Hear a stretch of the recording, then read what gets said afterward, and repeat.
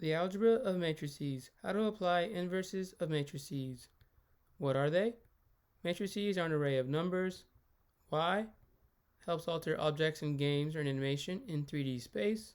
Interesting fact, mother pigs sing to their babies while nursing. Now, let's refresh our mind on the identity matrix.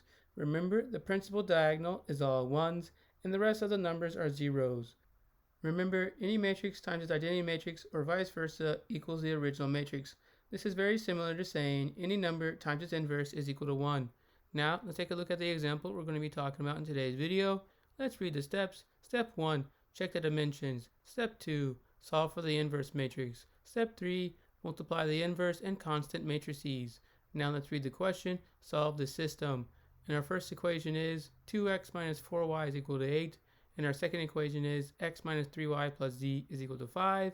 And our third equation is 4x minus 2y minus 3z is equal to 4. Now, let's convert the system of equations into matrices, where we have the coefficient matrix, the variable matrix, and the constant matrix. Now let's write an equation using these matrices, where we have a times m is equal to n. Since we're solving for m, let's move a to the other side, and now we have m is equal to a inverse times n. Now we know we are solving for A inverse. Let's write an augmented matrix. We have the original in the top right, and beneath it we will show our work. Now let's take a look at which numbers we are going to focus on first, the 2, 1, and 4. We need 1 and 4 to be zeros, and we need the 2 to be a 1. We could divide the first row by 2, but then we will have fractions. Let's leave that for the last step. Let's change the second row, using row 1 and row 2. What do you think we need to do with row 1 and row 2? We need to have row 1 minus 2 times row 2, so that the 1 becomes a 0. Now let's rewrite row 1. In this case, it is the same. Let's rewrite row 2. We multiplied each element by 2. Now let's subtract, and the result is 0, 2, negative 2, 1, negative 2, and 0. This is our new row 2. Let's change the augmented matrix on the right to reflect our work. Now let's rewrite our augmented matrix for our next step. We still need to focus on the first column. We just changed the 1 to a 0. Now we need to change the 4 to a 0. Let's change the third row using row 1 and row 3. What do you think we need to do with row 1 and row 3?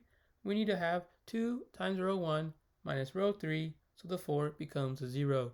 Now let's rewrite row 1. We multiplied each element by 2. Let's rewrite row 3. In this case it is the same. Now let's subtract, and the result is 0, negative 6, 3, 2, 0, and negative 1. This is our new row 3. Let's change the augmented matrix on the right to reflect our work. Now, let's rewrite our augmented matrix for our next step. Now we need to focus on the numbers in the second column. The negative 4 and negative 6 need to be zeros, and the 2 needs to be a 1. We could divide row 2 by 2, but then we will have fractions. Let's leave that for the last step. Here we have multiple ways to continue. I would recommend changing the negative 4 and negative 6 to zeros first, but since there's a 0 in the first row, we're going to try and keep that a 0. Now let's change row 3. We're going to multiply it by 2, and the result is 0, negative 12, 6, 4, 0, and negative 2. This is our new row 3. Let's write it in our augmented matrix to show our work. And now we're going to rewrite our augmented matrix on top because we run out of room. Now let's rewrite our augmented matrix for our next step. Let's focus on the numbers in the third column. We have 0, negative 2, and 6. Our first number is 0. Now we need negative 2 to be 0. What do you think the next step will be? Let's change the third row using row 2 and row 3. What do you think we need to do with row 2 and row 3? We need to have 3 times row 2 plus row 3. So the negative 2 becomes a 0. Now let's rewrite row 2. We multiplied each element by 3. Let's rewrite row 3. In this case, it is the same. Now let's add, and the result is 0, negative 6, 0, 7, negative 6, and negative 2. This is our new row 2. Let's change the augmented matrix on the right to reflect our work. Now let's rewrite our augmented matrix for our next step. Now we're going back to the numbers in the second column. We need the negative 4 and negative 12 to be zeros, and the negative 6 to be a 1. Let's change the third row using row 2 and row 3. What do you think we need to do with row 2 and row 3? We need to have 2 times row 2 minus row 3. Now let's rewrite row 2. We multiplied each element by 2. Let's rewrite row 3. In this case it is the same. Now let's subtract, and the result is 0, 0, negative 6, 10, negative 12, and negative 2. This is our new row 3.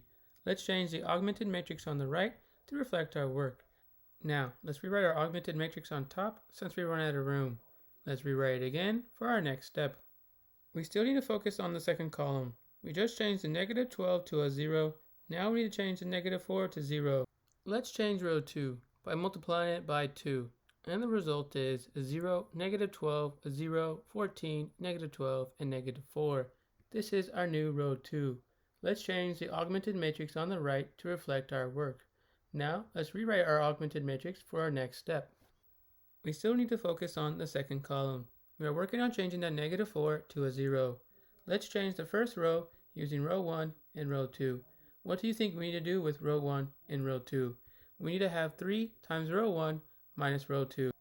Now let's rewrite row 1. We multiplied each element by 3. Let's rewrite row 2. In this case it is the same. Now let's subtract, and the result is 6, 0, 0, negative 11, 12, and 4. This is our new row 1.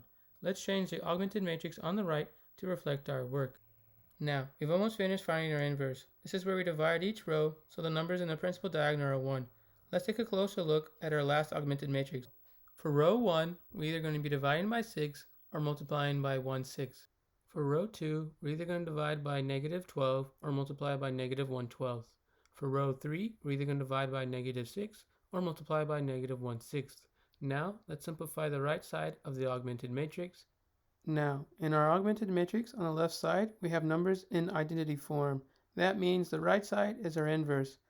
Let's take a closer look at our inverse matrix. In the first row, we have negative 11/6, 2 and 2/3. In the second row, we have negative 7/6, 1 and 1/3. And in the third row, we have negative 5/3, 2 and 1/3. Now, let's go back to where we created all those matrices, the coefficient matrix, the variable matrix, and the constant matrix. We just found the inverse matrix, and remember, m is equal to the inverse matrix times the constant matrix. Now, let's substitute what we have. Now we have the inverse matrix times the constant matrix. Let's multiply the first row and the first column. Now, let's multiply the second row and the first column. Now, let's multiply the third row and the first column. Let's simplify by multiplying, and the first row is negative 88/6 plus 10 plus 8/3. And the second row is negative 56/6 plus 5 plus 4/3. And the third row is negative 40/3 plus 10 plus 4/3. Now let's continue to simplify. Since we're running out of room, we need to move the matrix so that we have some. Let's simplify so that we have a common denominator in the first row, the second row, and the third row. Now let's add our fractions in the first row, the second row, and the third row. Now let's simplify our fractions. Lucky for us, we don't have any mixed numbers. And negative 36 divided by 3 is negative 12. And negative 24 divided by 3 is negative 8.